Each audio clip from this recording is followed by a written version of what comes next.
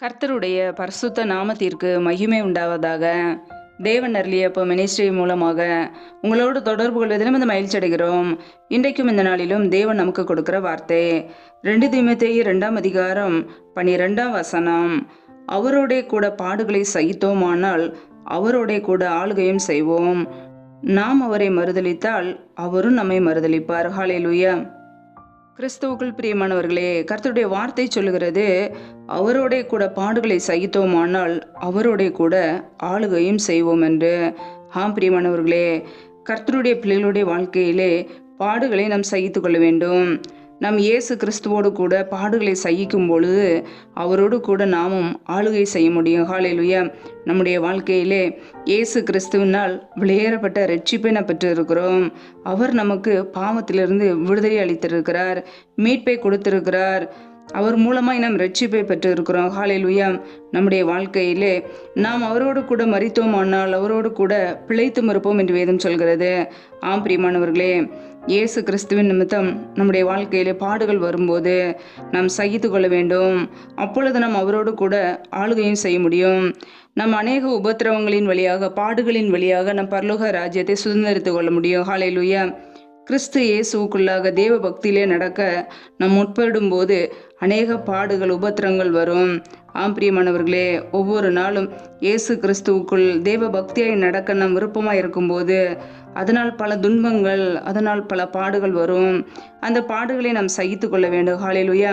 அவரோடு கூட பாடுகளை சகித்தோமானால் அவரோடு கூட ஆளுகையும் செய்வோம். பிரியமானவர்களே, நம்முடைய கர்த்தராய் இயேசு கிறிஸ்து பாடுகளை சகித்தார். நமக்காக நம்முடைய அக்கிரமங்களை, நம்முடைய மீறுதல்களை சுமந்து கொண்டார். நம்முடைய வாழ்க்கையில் கூட நம் தேவ பக்தியாய் நடக்கும்போது பாடுகள் வரும். அந்த பாடுகளை சகித்து கொள்வோம். அவரோடு கூட நாம் ஆளுகை செய்ய முடியும். ஹல்லேலூயா. கர்த்தருடைய பிள்ளைகள் ஒவ்வொரு நாளும் இயேசு கிறிஸ்துவுக்குள்ளாக தேவ பக்தியாய் நடப்போம், பாடுகளை சகித்து கொள்வோம். ஹல்லேலூயா. கர்த்தர் தாமே இந்த வார்த்தையின்படி உங்களை ஆசீர்வதிப்பாராக. ஆமேன். நம்மை நாமே அவருடைய சமூகத்திலே அர்ப்பணித்து தாழ்த்தி ஜெபிப்போம். ஜெபம். எங்களை அதிகமாய் நேசிக்கிற எங்கள் அன்பின் பரலோக தகப்பனே, மை துதிக்கிறோம், ஸ்தோத்திரிக்கிறோம் அப்பா. இந்த நாளில் கூட நம்முடைய வார்த்தைகளோடு எங்களோடு பேசினீரே, அதற்காக உமக்கு ஸ்தோத்திரம் அப்பா. ஒவ்வொரு நாளும் கிருபையாக எங்களை பாதுகாத்து ஜீவனோடு வைத்திருக்கிறீரே, அதற்காக நன்றி அப்பா. ஒவ்வொரு நாளும் எங்களுடைய தேவைகளை சந்திக்கிறவரே, மை துதிக்கிறோம், ஸ்தோத்திரிக்கிறோம் அப்பா. இந்த நாள் முழுவதும் எங்களோடு கூட இருந்து எங்களை பாதுகாத்து கொள்ளுங்க. உடைய வார்த்தையின் மூலம் எங்களோடு கூட பேசினீரே, அதற்காக ஸ்தோத்திரம். எங்களுடைய வாழ்க்கையிலே பாடுகள் வரும்போது அதை சகித்து கொள்ள எங்களுக்கு பலன் தாங்கப்பா.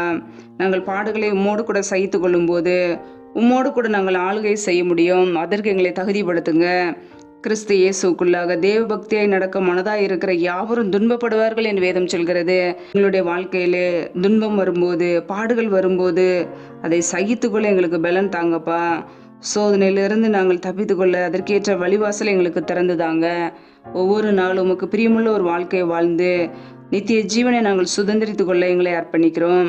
எங்களை பாதுகாத்து கொள்ளுங்க, எங்களை ஆசீர்வதிங்க. யாரெல்லாம் இணைந்து ஜெபிக்கிறார்களோ ஒவ்வொரு குடும்பங்களையும் உடைய கரங்களிலே அர்ப்பணிக்கிறோம். ஒவ்வொரு குடும்பங்களையும் என் தேவனை ஆசீர்வதிங்கப்பா. பிள்ளைகள் செய்கின்ற எல்லா வேலைகளையும் ஆசீர்வதிங்க. வேலை செய்வதற்கேற்ற நல்ல பலனை, சத்துவத்தை கொடுங்கப்பா. யாரெல்லாம் சோர்வோடு இருக்கிறார்களோ பிள்ளைகளை பலப்படுத்துங்க. யாரெல்லாம் நிம்மதி இல்லாமல், சமாதானம் இல்லாமல் கண்ணீரோடு வாழ்கிறார்களோ என் தேவன் அவர்களுக்கு ஒரு விடுதலை கட்டளையிடுங்க. என் தேவன் சமாதானத்தை கொடுங்க. நம்முடைய கரங்களிலே அர்ப்பணிக்கிறோம் அப்பா. எங்களுடைய வாழ்க்கையிலே தேவ சித்தத்தை செய்ய நமக்கு பிரியமுள்ள வாழ்க்கை வாழ அர்ப்பணிக்கிறோம். ஒவ்வொரு நாளும் உடைய வார்த்தைக்கு கீழ்ப்படிந்து வாழ அர்ப்பணிக்கிறோம். அதற்கேற்ற பரிசுத்த வழியிலே எங்களை நடத்துவீராக. அதற்கேற்ற ஞானத்தையும் கிருபையும் எங்கள் மேலே வைங்கப்பா. நம்முடைய கரங்களிலே அர்ப்பணிக்கிறோம். முழுதுமாக இப்படி சமூகத்திலே தாழ்த்துக்கிறோம். இப்படி ஆள்கைகளை எங்களை அர்ப்பணித்து ஜெபிக்கிறோம். எங்களை பாதுகாத்து கொள்ளுங்க, ஆசீர்வதிங்க. இயேசு கிறிஸ்துவின் மூலம் ஜெபிக்கிறோம் ஜீவனுள்ள நல்ல பிதாவே. ஆமேன். கர்த்தர் தாமே உங்களையும் உங்கள் குடும்பங்களையும் ஆசீர்வதிப்பாராக. ஆமேன்.